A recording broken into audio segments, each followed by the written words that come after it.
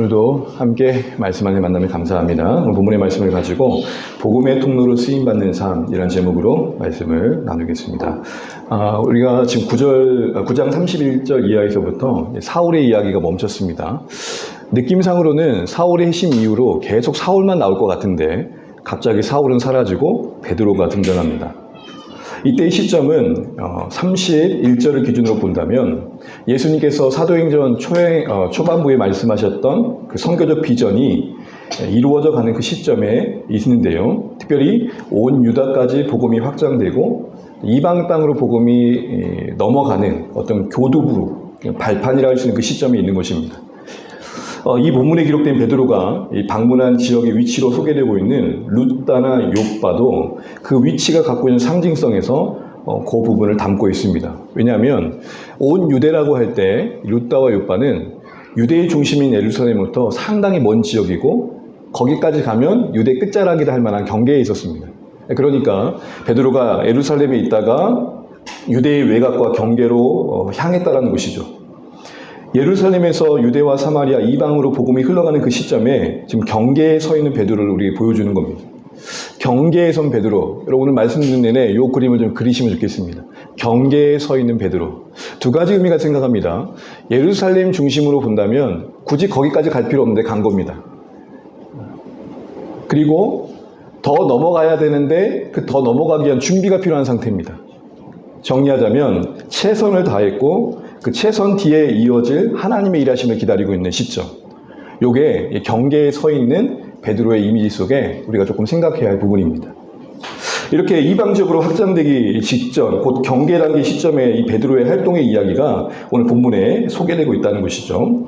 지난주에 살펴봤던 것처럼 그 시작은 이렇습니다. 그때의 베드로가 어떤 때와 인물을 맞물릴 땐 우리가 좀 생각할 바들이 있다 생각 들어요. 말씀인 것처럼 내내 사울의 이야기가 나오다가 베드로가 등장하고 있다는 측면에서 더 그렇죠. 이런 측면에서 우리는 이 복음이 확장되는 과정 속에 하나님께서 주요하게 쓰신 인물들이 분명 있지만 그 사람만 쓰신 건 아니다.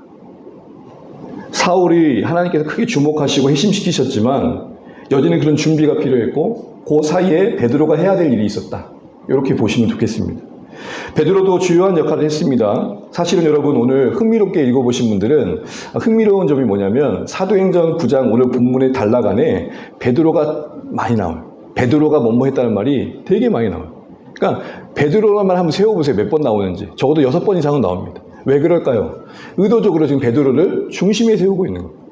베드로가 지금 그 역할의 중심에 있음을 보여주고 있는 거예요. 교회가 확장되어가는 것의 핵심 인물에 베드로가 있다고 지금 얘기하고 있는 것입니다. 그렇지만 그때의 베드로입니다. 무슨 말이죠? 그 한때에 쓰임받은 베드로입니다. 복음이 확장되는 과정 속에 쓰임받은 사람 건데 한 사람이에요. 여러분 이런 균형 감각이 좀 필요합니다. 우리가 아무리 대단해도 그 시대 속에서 쓰임받는 겁니다. 아무리 이순신 장군이 대단해도 그때 당시 이순신 장군입니다. 그 역량과 그 탁월함이 정말 타의의 추종을 불허해도 하나님이 쓰신 그때는 한시적인 겁니다. 그럴 때 여러분 우리 쓰임받는 입장에서 어떻게 해야 될까요? 겸손할 필요가 있는 겁니다. 그게 참 쉽지 않죠. 이런 상황 속에서 지금 펼쳐지고 있는 이 베드로에 대한 이야기 속에서 우리는 뭘 봐야 될까요? 일단 큰 틀을 좀 정리해 보자면 오늘 이 베드로는 한마디로 이 경계선에서 복음의 통로로 여전히 쓰임받고 있는 모습을 보이는데 오늘 본문에 소개된 내용을 굳이 두 단어로 정리하자면 하나는 애씀, 또 하나는 준비됨입니다. 이렇게 보이겠지만 베드로가 참 사방팔방 두루다니면서 구석구석을 찾아다닙니다. 되게 애쓰고 있는 거예요. 그리고 그 과정 속에 하나님의 큰 그림은 그 베드로를 준비시켜 가신 과정 속에 있음을 또 보여주십니다. 여기서 우리가 한 가지 좀 정리하고 넘어가면 좋겠습니다. 그 첫 번째는 뭐냐면 사역과 성장에 건강한 이해가 필요하다는 것입니다. 보통 사역 그러면 우리 딱 떠오르는 게 교회 일이죠. 교회 일이 사역입니다. 맞습니다. 틀린 말 아닙니다. 그런데 좀 더 정의를 좀 바르게 할 필요가 있습니다. 사역은 주님이 원하시는 일입니다. 사역을 한다는 것은 주님이 원하시는 일을 주님이 원하시는 방법으로 주님의 사람이 되어 감당하는 겁니다. 이 정의대로라면 사역을 하면 할수록 주님이 원하시는 사람이 되어가야 되는 겁니다. 그렇게 보면 이런 생각이 듭니다. 교회의 일이라고 다 사역인가? 생각이 드는 거죠. 정죄와 판단을 말하는 게 아니라 내가 교회의 일이라고 여기는 사역이 진짜 사역인가 생각들을 좀 해볼 필요가 있는 거예요. 그 내용적인 점검은 뭡니까? 그게 사역이라면 내 안에 하나님이 그 주의 일을 통해서 주님의 소원을 이루어가는 그 일에 우리를 참여시킴으로써 주님을 닮아가는 존재로 만들고 계시다는 것을 경험해 가야 된다는 겁니다. 여러분, 사역을 하다 보면 사람을 피할 수 없습니다. 그렇죠? 사람을 만나다 보면 서로 기질과 성질이 다른 사람들을 만나게 됩니다. 이건 좋고 나쁘고의 문제가 아니라 내 안에 이런 모습이 있다를 확인하는 과정이 됩니다. 여러분, 자뻑이라 생각하지 마시고요. 한 20년 전에 저도 참 괜찮았습니다. 그래서 이 정도면 괜찮지 했는데 결혼하고 나서부터 이제 확인되는 사실들이 있습니다. 상당히 쫌팽이더라고요, 제가. 네, 상당히 쫌팽이에요. 잘 삐지고. 지금 이거 사람 된 겁니다. 무슨 말이죠? 괜찮은 줄 알았던 내 자신이 관계 속에서 확인된 수위가 있더라고요. 내가 이거밖에 안 돼. 그럼 그거 부끄러움일까요? 하나님이 우리를 드러내시는 기회이고 그걸 통해 내가 하나님께 나아간 이유가 돼야 되는 것이죠. 기독교 신앙이 복음 안에서 절망을 대하는 태도를 어떻게 가지라고 말합니까? 절망은 보면 볼수록 예수께로. 악한 자가 절망을 들고 우리를 송사할 때 어떻게 말하는 겁니까? 악한 자는 이렇게 말하죠. 야, 네가 이래가지고 예수 믿어? 그럴 때 우리가 할 수 있는 반박 논리는 뭐죠? 그래서 예수 믿어. 우리 그렇잖아요. 우리 스스로 그렇게 깨끗하게 살 수 있고 하나님 나라가 임하고 충분한 의를 만들 수 있다면 예수님을 왜 믿습니까? 그 사람들과 관계 속에서 우리는 우리 자신의 한계를 보고 연약함을 봅니다. 그러면서 하나님의 은혜와 능력을 더 의지할 것들을 배우게 되는 거죠. 그래서 여러분, 이 사역 현장에서 하나님의 기대가 뭐냐? 이렇게 보시면 됩니다. 다름의 소진이 아니라 닮음의 소망입니다. 다름이 뭐죠? 달아 없어지는 거예요. 사역하면 사역할수록 우리가 뭔가 소모되고 소진되는 것들을 많이 경험해요. 여러분, 제가 한 번쯤 얘기했던 것 같은데 제가 청년 시절에 사역을 하면서 제 자신이 느꼈던 것 중에 하나가 뭐냐면 제가 마치 배터리 된 느낌이에요. 여러분, 배터리는 어떻게 하죠? 배터리는 쓰고 난 다음에 다 쓰면 어떻게 해요? 그냥 버리면 안 되고 재활용해 버리셔야 돼요. 그냥 버리면 안 돼요. 버려지는 느낌이 있잖아요. 그렇게 여겨지는 느낌. 근데 여러분, 하나님의 기대는 뭐냐? 다름이 아니라 닮음이에요. 요 한 끗 차를 알아요. 이 한 끗 차를. 여러분, 님이라는 글자에 점 하나를 찍으면 남이 되는 거예요. 네. 사역이 나에게 다름인가? 아니면 닮음인가? 그래서 이렇게 섬기는 게 기쁘고 감사하고 이렇게 주님의 일을 한다는 게 이런 행복이 있구나를 알아가면서 소망을 갖게 하는가? 아니면 연말 되면 이런 마음 드는 거죠. 내년엔 내가 안 한다. 붙들기만 해봐라, 아주 그냥. 그래서 여러분, 11월부터 성도들이 잘 안 나와요. 그리고 2월쯤에 다시 나오네. 이때쯤은 다 정착됐겠지. 그러다가 낚이는 분들도 계시죠. 사랑하는 주안에 가는 여러분, 우리가 이제 하나씩 볼 텐데 큰 그림은 그겁니다. 경계에 선 베드로. 애썼어요. 그러나 그걸로도 참 아름답고 멋지지만 또 다음 경계를 넘어가기 준비되어야 할 그 어떤 모습이 있는 필요가 있는 인생. 그에게 그러기에 사역은 다름이 아니라 소진이 아니라 닮아가는 여정. 목회자인 저 자신을 적용해 볼까요? 제가 은퇴할 시점에 여러분 죄송스럽습니다. 제가 여러분 모습 앞에 쪄질 대로 쪄져가지고 너덜너덜해지면 안 되는 거예요. 뭔가 깊이가 있고 내공이 느껴지시고 그렇다고 목소리부터 할렐루야 이건 아니겠죠. 뭔가 우직하고 하나님 나라의 소망에 변치 않는 목사님의 모습을 여러분도 기대하시는 거 아니겠습니까? 근데 늙어져 추할 때가 얼마나 많습니까? 저라고 얘기가 있겠습니까? 그래서 우리에게 오늘은 너무나 절실한 하나님의 은혜가 필요한 하루하루인 것이죠. 이 그림 속에서 그렇다면 오늘 본문에서 이 복음의 통로에 쓰임받은 베드로의 삶의 여정 속에서 오늘 우리에게 조금 묵상해볼 만한 게 뭘까를 저는 오늘 생각해 봤습니다. 하나씩 간략하게 넘어가 보면 첫 번째는요. 저는 32절에 베드로가 사방으로 두루 다니는 게 보였어요. 여러분 이런 질문 한번 해보세요. 왜 베드로는 사방으로 두루 다녔을까요? 왜? 여러분 지금 앞의 맥락에는 누가 회심을 했죠? 사울이 회심했어요. 회심 전에 사울은 어떤 인간이었죠? 폭행자요, 박해자요, 핍박자요. 이 말은 무슨 말이에요? 적어도 사울이 으르렁거리고 있는 동안에는 당시에 예루살렘 사도들이나 교회 성도들이나 마음껏 사역을 할 수 있었다는 거 없었다는 거예요. 적어도 움츠러들 수밖에 없었던 거죠. 그런데 지금 누가 회심했어요? 떡하니 그 메인에 있는 사울이 회심하니까 어느 정도의 핍박의 강도가 느슨해진 시점이었던 거예요. 바로 베드로는 이때가 나에게 마지막 생애의 사역이겠다 생각을 하는 거예요. 우리 가끔 살아가다 보면 다시 생명 얻은 기분이요라는 때가 있죠. 나이와 상관없이 진짜 죽음의 끝자락에 한번 갔다 오고 난다 하면 제2의 인생을 사는 마음으로 사시는 분들 계시잖아요. 그분들의 삶의 태도는 어떻던가요? 24시간이 같은 24시간이 아니죠. 오늘 베드로의 사방팔방 두루다니면 뭐였을까요? 이 시간 속에 교회를 세울 수 있는 골든타임을 놓치고 싶지 않은 목양의 마음이 있었고, 그래서 좀 더 이 제한된 시간을 체계적으로 보내고 싶었던 거예요. 그래서 여러분 이 두루다니라는 말을 언어의 뉘앙스를 보게 되면 뭐냐면 의도들을 가지고 주도적으로 계획적으로 해요. 그러니까 사방팔방 그러니까 마치 죄송해요 이런 말씀에서 귀신 들리시 막 돌아야 돼 이 말이 아니에요. 여기 갔다가 여기 가고 여기 갔다가 여기 가고. 제가 이제 강주 삼수교에 있을 때 신방 사역을 담당할 때 보통 하루에 13가정, 10가정을 감동하면 해야 하는 게 있어요. 뭐냐면 이 가정부터 요 가정까지 갈 때 스케줄 짜는 거예요. 이 아파트 들렸다가 요 주택 가고 요렇게 가는 거. 그건 당연한 거잖아요. 그런 가정을 베드로가 했다는 거예요. 유대의 지역을 펼쳐놓고 교회가 있는 곳을 세워놓고 아 여기 갔다 여기 갔다 여기 가야겠다. 여러분 상식적으로 부산 갔다 서울 가시겠어요? 아니면은 너무 동생이 멀구나. 대구 가야 되고 대전 가야 되고 서울 간다 그러면 여러분 어떻게 가시겠어요?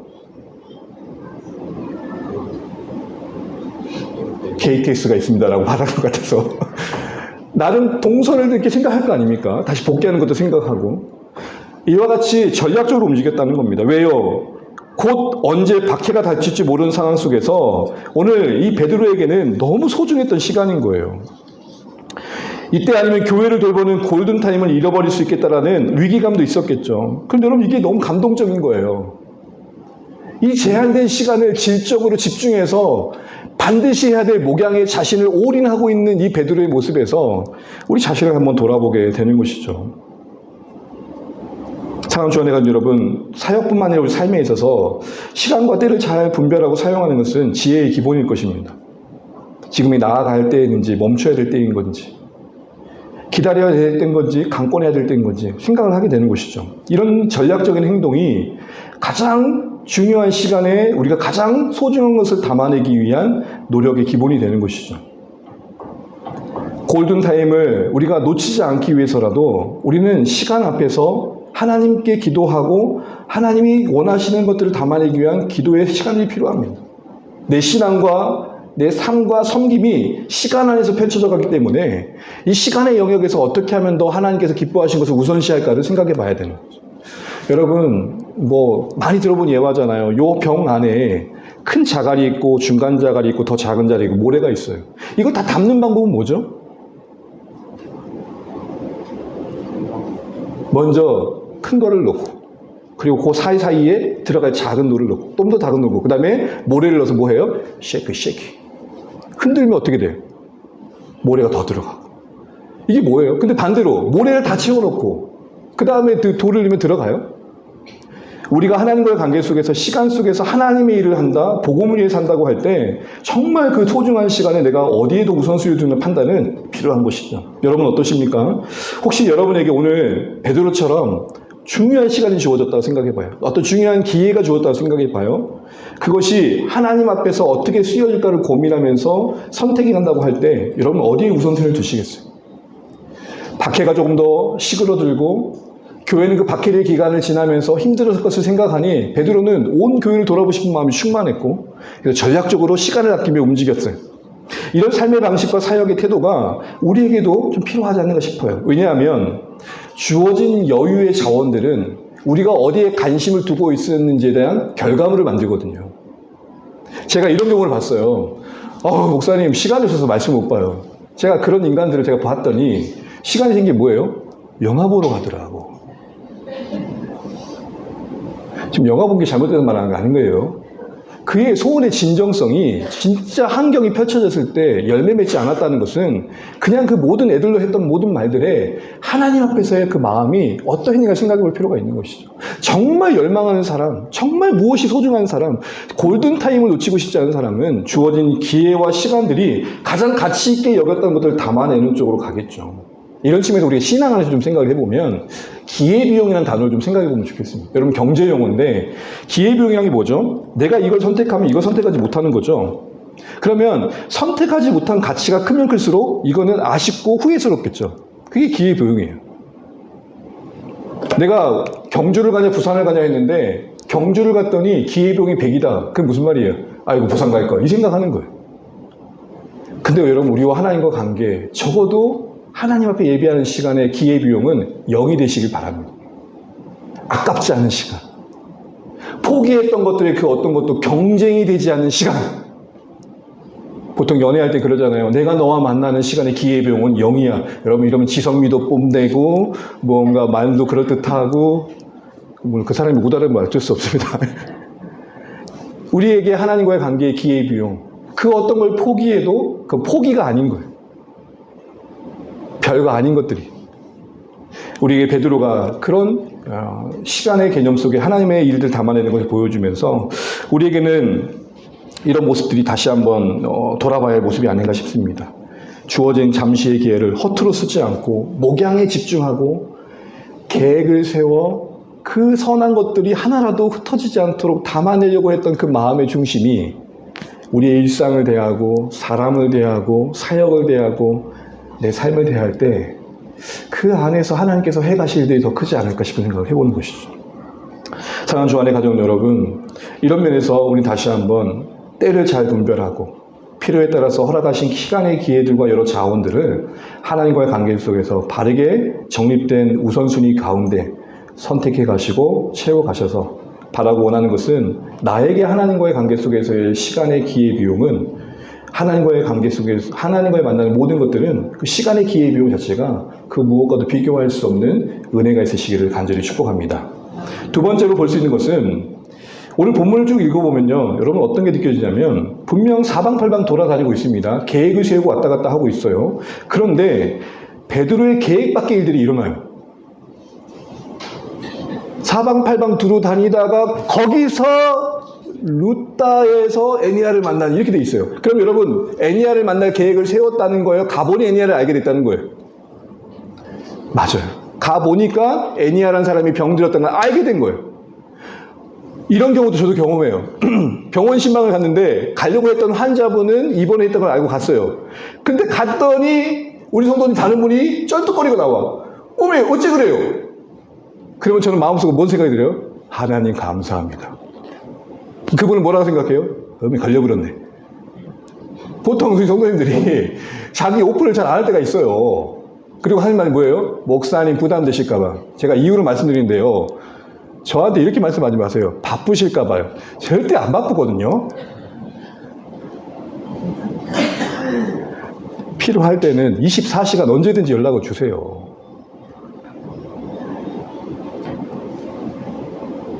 기도가 필요하고 섬김이 필요하고 돌봄이 필요하고 목회자의 뭔가 손길이 필요할 때는 언제든지 연락 주세요.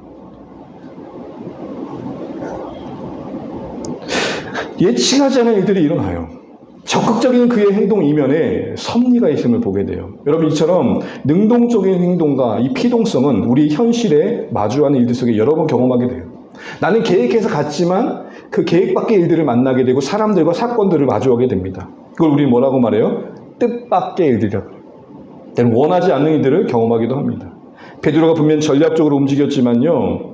예측하지 못했던 만남은 있었고 근데 사실 그 만남이 기적의 기회로 이어져서 애니아를 중풍병 가운데서 회복시키고 다비다 곧 도르가를 질병에 병들어 죽은 그를 살리게 되는 기회로 이어지죠. 뭘로 이어져요? 생명사건으로 이어지더란 말입니다. 우리는 모든 걸 다 담아낼 수는 없어요. 계획 안에. 그러나 하나님 내가 오늘 이렇게 하나님을 위해 살기로 계획했지만 이대로 되지 않아도 하나님 뜻 안에서 이루어질 걸 믿고 어떤 뜻 밖의 상황에도 평정심 잃지 않게 도와주시고 혹여라도 내 계획 밖에 하나님의 일이 필요한 것을 만나게 하신다면 즉각 반응하고 순종하게 해주십시오. 이렇게 되는 거예요. 근데 보통 우리 계획적인 사람들의 단점이 뭐죠? 계획대로 안 되면 어떻게 해요? 네, 겁나 성질을 내요. 일단 계획대로 안 되는 것 자체가 스트레스야.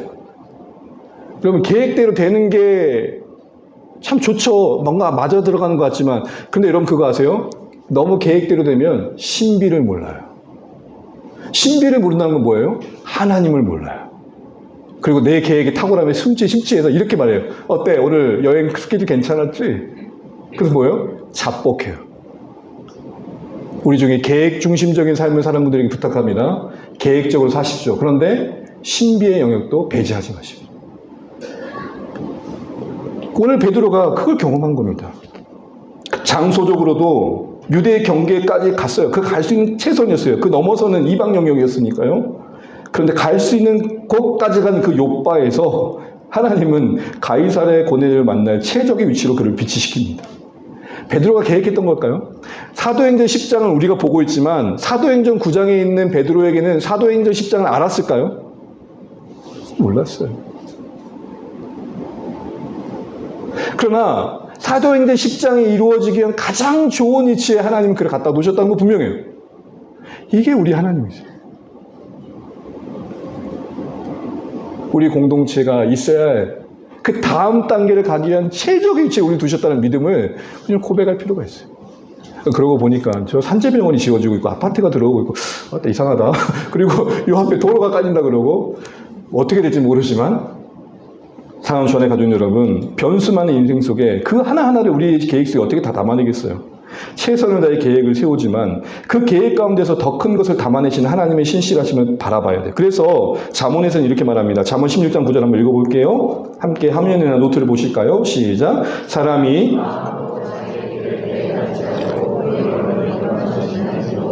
아멘. 참기 어려워요. 계획 안에서 모든 게 성취되면 좋겠는데 계획을 세우라 해놓고 걸으면 누가 인도하신대요? 그러면 좀 삐뚤어진 생각하면 뭐래요? 이럴 거면 뭐라 계획 세우러 가세요, 하나님? 그런 생각이 들잖아요.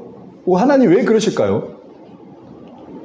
왜 하나님은 어차피 자기 뜻대로 하실 거면서 속된 말로 왜 우리에게 기도하라 하시는 걸까요? 조금 속상하면 그런 생각 들어요, 안 들어요? 아니, 하나님 뜻대로 하실 거면 뭐 하라 기도하라고 하세요? 우리가 한 가지 말고 모르는 두 가지가 있어요. 그게 뭐냐? 하나님은 우리의 삶 가운데 우리 뜻대로 되는 기쁨, 그 이상의 기쁨을 또 우리에게 주시고자 싶은 거예요. 욥을 보세요. 사실은 제가 욥을 보면서 제일 불편했던 게 뭐냐면 욥을 가운데 두고 하나님과 사탄이 게임하고 있는 것 같아요. 장기판 두듯이. 근데 그게 아니었잖아요. 사탄도 모르는 계획이 욥의 인생에 진행되고 있었던 거죠. 그거예요. 오늘 이런 하나님의 계획하심을 우리가 믿어야 되고, 또 적극적으로는 다른 면에서 보면 결국 베드로가 그래도 한 걸음 내딛었기 때문에 이루어지는 하나님 뜻이 있었다는 것도 우리가 함께 볼 필요가 있는 것이죠. 무슨 말이에요? 예루살렘에만 머물렀었다면 욥바에 갈 일이 없었던 거예요. 그래도 그가 뭔가 해보려는 작은 몸짓을 할 때 하나님은 그걸 사용하셔서 하나님께서 그 사소한 순종들을 통해서 위대한 하나님의 복음의 역사가 연결되는 자리로 그를 인도해 가셨던 것이죠. 그러니 여러분, 작은 것을 작게 여기지 않으시길 바랍니다. 처음부터 큰 거목이었던 나무는 없고 묘목에서 시작하잖아요. 여러분, 보통 무언가 가꿀 때 그냥 이게 뭐야 하고 온 것들이 가꾸다가 시간이 지나면서 채워져 가는 거잖아요. 작은 감사, 작은 순종, 이런 모든 것들이 하나님의 일하심에 방편이 된다는 기대감을 가지고 늘 특별한 것만을 바라는 게 아니라 오늘 내가 해야 될 일을 그냥 묵묵히 감당하자. 그게 그 다음 하나님의 일을 진행시키신다. 이런 믿음으로 사시는 우리 모두 되시기 바랍니다. 세 번째 볼 수 있는 것은 중풍병자 애니아의 회복과 병으로 죽었던 다비다의 소생이 가만히 보면 예수님의 사역에 데자뷰라는 거예요. 여러분, 데자뷰란 말이 뭐죠?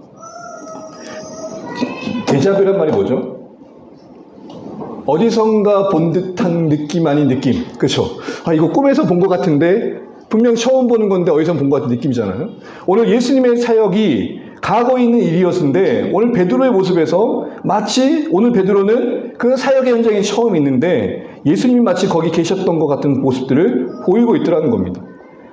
오늘 시간이 제한돼서 다 볼 수는 없지만 병 고치는 그 일들은 그 표현 속에서 이런 말씀 보시는 것처럼 이렇게 되어 있죠. 병 고치는 33절 35절 이야기를 보게 되면 이거는 마가복음 2장의 이야기와 물리고 36절 42절의 이야기는 사도행전이 아닙니다. 누가복음 8장의 49절과 넘기게 됩니다. 야이로의 딸 이야기가 몰리게 됩니다. 이런 모든 것들을 보면서 예수님을 생각나게 하는 베드로의 사역을 보는 것이죠. 그건 그만큼 베드로가 예수님을 묵상했기 때문일 것이고 그가 그 사역 현장에 예수님을 의지했기 때문일 것입니다. 그래서 여러분 34절 40절 우리 이어서 같이 한번 읽어보겠습니다. 시작. 애니야야 예수 그리스도께서 너를 낫게 하시니 40절 사람을 다 내보내고 무릎을 꿇고 기도하고 돌이켜 시체를 향하여 이르되 다비다야 일어나라. 아멘. 오늘 이 보시는 것처럼 예수님께서 낫게 하신다는 선언으로 애니야를 고쳤고 예수님께 무릎 꿇고 기도함으로 오늘 그 능력에 힘입어서 병자를 죽었던 자를 살리는 이런 일들이 일어났습니다. 여러분 우리가 여기서 확인해야 할 중요한 가지가 있습니다. 우리 힘으로는 분명 안 되지만 예수님의 능력으로 섬길 수 있다는 걸 늘 기억할 필요가 있습니다. 비록 여러분 우리는 이 베드로처럼 말 한마디로 병자를 고치기에는 너무 어려움이 많아요. 그렇잖아요. 목회자들 늘 아쉬운 게 뭐냐면 우리 한자 성도님들 뵐 때마다 한우들을 뵐 때마다 기도하는데 아무 일이 안 일어날 때 미안함과 민망함과 주님 이럴 거면 저를 목사를 세우셨나요? 이런 생각도 드는 거죠. 복잡한 생각들이. 그런데 여러분 오늘 베드로처럼 우리가 말 한마디로 병자를 고치는 능력은 없다 할지라도 우리는 적어도 예수님의 능력을 힘입어 우리가 할 수 있는 일을 해야 될 이유가 있다는 것입니다. 왜냐하면 오늘 병자들을 사는 것은 그분의 주권에 있는 것이고 그 모든 일이 늘 일어나야만 하나님의 일이 되는 건 아니기 때문입니다. 말 한마디도 질병을 치유할 수 있는 능력은 우리에게 없더라도 예수님의 힘으로 우리가 상황을 마주하는 모든 일들을 대해 간다면 뭘 하든 그것은 생명의 역사로 이어져 갈 수 있기 때문입니다. 특별히 여러분 오늘 본문에 좀 주목할 게 뭐냐면 두 환자다 중풍병자에게는 이렇게 하는 게 맞잖아요. 병이 나을지어다 이게 맞죠. 죽은 사람에게는 뭐라고 하는 게 맞아요? 살아나라 하는 게 맞죠. 그런데 둘 다 뭐라고 그래요? 일어나라 일어나라. 이게 무슨 말일까요? 이 일어나는 말이 예수님의 부활을 썼던 단어 그 단어예요. 그럼 이렇게 되는 거죠. 부활의 능력이 너에게 임할지어다. 부활의 능력이 너에게 임할지어다. 베드로도 중풍병자가 살아나갈 확신 가운데 있을까요? 혹시 모르는 마음에 있을까요? 혹시 모르는 마음에 한 거예요. 누구의 능력으로? 예수의 부활의 능력으로 하나님이 은혜 베푸셔서 일하는 것을 일어날 것들에 대한 기대는 가지만 확신이 없었던 거예요. 동일한 원리를 우리에게 적용해 본다면 우리가 할 수 있는 최선은 뭐예요? 이 동일한 부활의 능력이 우리의 마주한 현실과 관계와 사람들에게 선포될 필요가 있는 것이죠. 나는 아무것도 할 수 없지만 예수 그 부활의 능력으로 선포하노니 절망은 일어나 소망이 될지어다. 아멘. 예수 그리스도의 부활의 능력을 선포하노니 사랑하는 내 자녀들은 어둠 가운데서 빛을 볼지어다. 아멘. 그 선포 속에서 하나님이 일을 일으켜서 하나님께 맡겨드리고 우리는 적어도 부활의 능력을 신뢰하는 자로 설 필요가 있다는 것입니다. 왜? 베드로의 이 치유의 현장은 나아라, 살아나라 라고 하지 않고 일어나라 라고 했을까요? 이게 우리에게 좀 유익이 있는 거예요. 우리도 그가 능력에 의지해서 부활의 능력으로 하나님 동일한 그 부활의 능력으로 마주한 절망의 현실을 대할 수 있겠다는 것이죠. 여러분 우리가 부활의 능력으로 말을 할 때 누군가는 위로를 받을 것입니다. 우리가 부활의 능력으로 뭔가를 나눌 때 누군가는 다시 살 용기를 얻을 것입니다. 우리가 부활의 능력으로 누군가의 눈물을 닦아줄 때 그런 그 눈물의 위로를 경험하게 될 것입니다. 오늘 우리의 삶과 사역 현장에 다시 한번 일어나라 라고 선포하는 부활의 능력을 의지하여 말해줘야 할 대상과 상황을 한번 염두에 보시면 좋겠습니다. 포기했었고 그만둬버렸었고 무관심했었던 영역들 이제는 덮어놔서 먼지가 푹이 쌓여있는 그 영역에 다시 먼지를 걷어내시고 하나님이 일하실 것을 기대하면서 부활의 능력을 선포해 보시면 어떨까요? 애니야야 예수님이 너를 낫게 하신다 일어나라. 이 말이 우리의 고백과 우리의 삶에도 나타나길 소원합니다. 애니야야 일어나라. 이걸 우리도 할 수 있는 고백이라고 말씀하고 계시는 겁니다. 네 번째로는 회복과 소생의 기적의 결과가 뭘 만들었는지가 되게 중요합니다. 보시는 것처럼 35절에 애니야의 회복은 그를 보고 주께로 돌아온 열매를 만들었고 다비다의 소생은 많은 사람이 주를 믿는 결과가 났습니다. 이걸 한마디로 뭐라고 할까요? 생명이 생명을 낳고. 그들의 나음이 된 겁니다. 그 각각의 한 사람의 치유가 루따란 지역의 구원의 계기가 되고, 각각의 한 사람의 치유가 욥바의 적지 않은 사람들의 구원의 계기가 됩니다. 나음이 된 것입니다. 우리 모두가 예수님 때문에 살았고 구원받았다면 말이 유창하지 못하더라도 우리가 살아있으면, 여러분 이거 기억하세요. 우리가 살아있으면 적어도 절망 중에 있는 자들 그 어느 누군가는 우리를 보고 예수 믿고 싶어하는 마음을 갖는다는 겁니다. 우리가 살아있으면 필사적으로 살 길을 찾고 있는 누군가는 교회에 가자는 말에 반응을 한다는 것입니다. 지금 우리에게 필요한 것은 학자가 아니고, 지금 우리에게 필요한 것은 잘 훈련된 제자가 아니라 살아있는 자입니다. 살아있는 성도.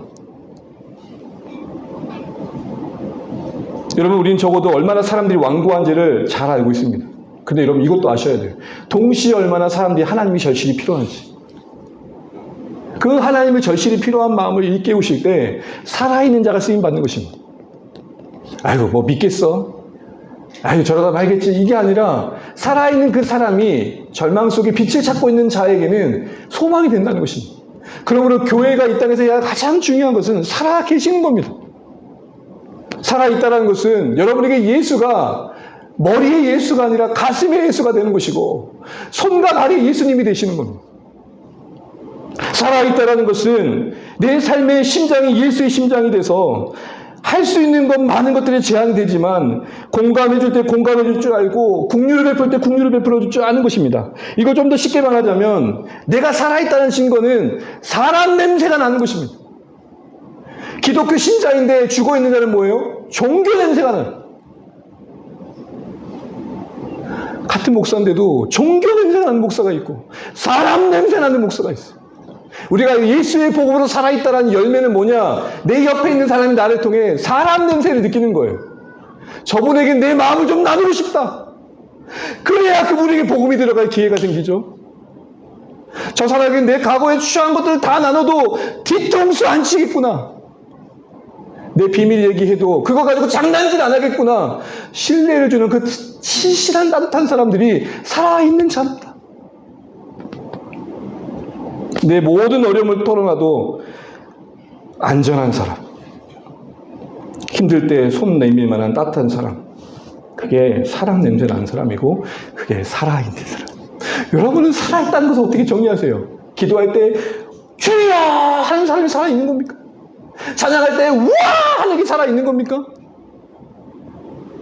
비난하자는 거 아닙니다. 그렇게 방방 뛰고 찬양한 다음에 주차장 가서 싸우면 살아있는 겁니까? 내 차 빼라, 내 차 빼라. 싸우고 봤더니 교회 성도들끼리 싸우고 있어. 우리는 그럴 일 없어서 감사합니다. 아멘. 적어도 우리는 서로 오해할 일은 없어. 그죠? 제가 드린 말씀 아시겠습니까? 제가 목태신앙으로서 교회를 살아오면서, 교회 속에 자라오면서 느꼈던 살아있는 신앙의 한계는 뭐였냐면 너무 종교적이야. 가까이 가고 싶지 않는 마음이 들 때가 너무 많아요. 제가 다른 말씀드리지만 이런 일이 있었어요. 진짜 속마음을 누군가에게 말했어요. 어이구 소문이 났는데 어떻게 소문이 났느냐. 이분이 기도의 자리에서 아버지 하나님 귀웅이를 위해 기도합니다. 새벽에 다 듣고 있는데 제것이 마음속에 저런 생각을 품고 있다고 하는데 누가 나 찾아왔어요. 뭔 일이냐? 왜? 너 어떻게 알았냐? 그 목사님 기도하면서 막 하는데 그러지 마세요. 살아있다는 게 뭐예요? 우리 신앙이 진짜 예수의 심장으로 산다는 게 뭐예요? 내가 기도해보니 할 수 있는 말이지만 그것보다는 그랬구나. 아이고 어떡해. 속상했겠다. 다 들어주고 힘내. 내가 간직하고 마음속에 기도할게. 말하고 나서도 저게 언젠가 누군가에게 들어가겠다 생각하지 않는 관계가 살아있는 관계라니까요. 우리에게는 살아있는 자로서 증거될 만한 열매가 있으시기를 간절히 축복합니다. 마지막으로 다비다를 살린 직후에 오늘 시몬 베드로가 시몬 집에 머물고 있어요. 시몬 집에 머문 이유가 시몬이어서 그럴까요? 이 무두장이 시몬 집에 머문 베드로가 오늘 하이라이트인데요. 오늘 베드로가 지금 이 시점에 욥바에 오랫동안 머물게 된 것 같아요. 여러 날이란 말은 상당히 많은 날이란 번역인데 여러 날보다는 좀 더 번역이 많은 날로 바뀌어 맞습니다. 여러분 지금 이 시점이 어떤 시점이죠? 사방으로 둘이 다니다가 지금 시몬의 집에 여러 날 머물렀다고 하는 이 시점은 언제예요? 유대의 경계 자락에서 지금 수많은 사역들을 하고 유명해진 시점이에요. 특별히 어느 시점이죠? 다비다를 살린 시점이잖아요. 그리고 나서 지금 무두장의 집에 머물러 있는 이야기예요. 먼저 머물러 있다는 말 좀 생각해 볼 필요가 있어요. 오늘 우리가 32절부터 쭉 읽다 보면 참 분주한 베드로를 봐요. 되게 애쓰고 있죠. 그러다가 이제 멈춰 서 있어요. 단락을 보시면 한 이야기 덩어리인데 앞에는 분주하게 움직이는 베드로고 마지막 절은 멈춰 있는 베드로예요. 여러분 움직일 줄도 알아야 되고 멈출 줄도 알아야 된다는 거예요. 그런데 이 멈춤의 의미는 뭐예요? 그가 갈 수 있는 최선이었어요. 그 경계에 서 있는 거예요. 더 이상 한 발짝 내딜 수 있는 소망도 믿음도 지식도 없었어요. 거기까지 왔을 때 하나님이 그를 가이사랴 고넬료와 만나게 하신 거예요. 더 나아가서 다비다를 고친 사람이라면 여러분 어느 집에 머물러야 상식으로 받겠어요? 죽었다가 산 자를 일으켜준 그 당사자로서 얼마나 위험이 대단했겠어요. 여러분 지금 제가 만약에 죽은 사람을 살리면 여러분 저를 보는 눈빛이 다를걸요? 안 그러시겠어요? 그래서 저에게 죽은 자를 살리는 기회를 안 주시는 겁니다. 만약에 내가 죽은 자를 살렸다면 대단한 일이 일어난 거잖아요. 그 다비다는 여러분 오늘 성경의 표현을 보면 다락방이 있어요. 여러분 보통 다락방 있는 집은 평수가 60평 이상을 생각하시면 돼요. 큰 집이에요, 작은 집이에요? 물론 100평이 있는 데는 작은 집이죠. 엄청 큰 집이에요. 부자라는 말이에요. 그러면 여러분 오랫동안 머물기에는 좋은 집이 나아요? 좀 누추한 집이 나아요? 좋은 집이 나아요. 근데 지금 어디 가 있어요, 베드로가?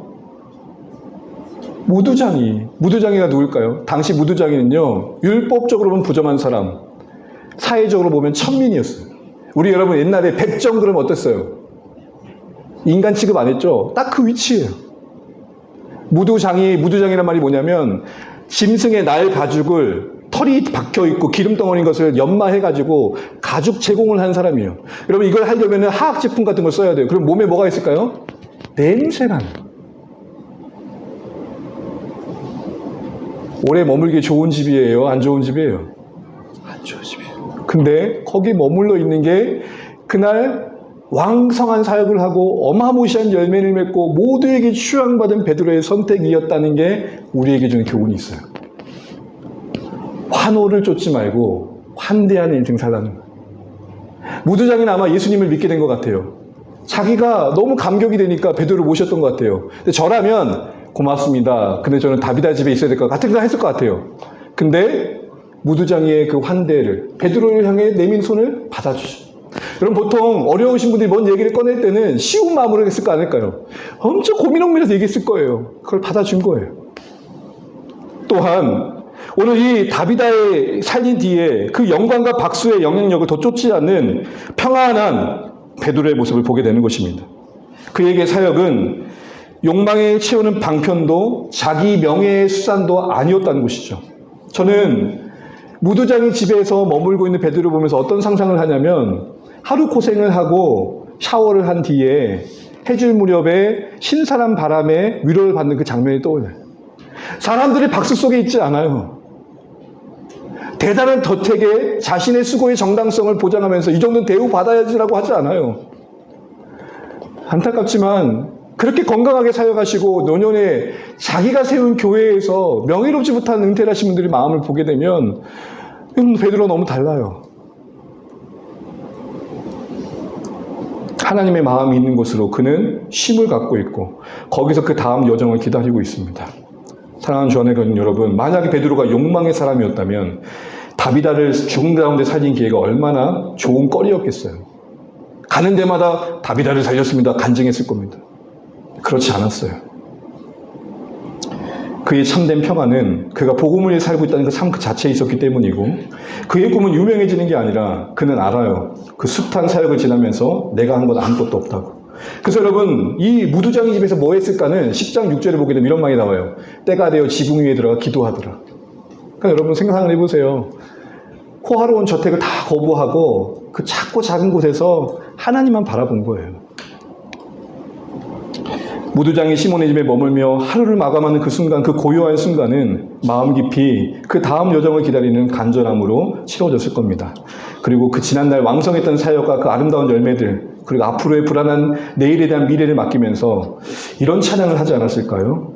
나의 갈 길 다가도록 예수 인도하시니 내 주 안에 있는 긍휼 어찌 의심하리요.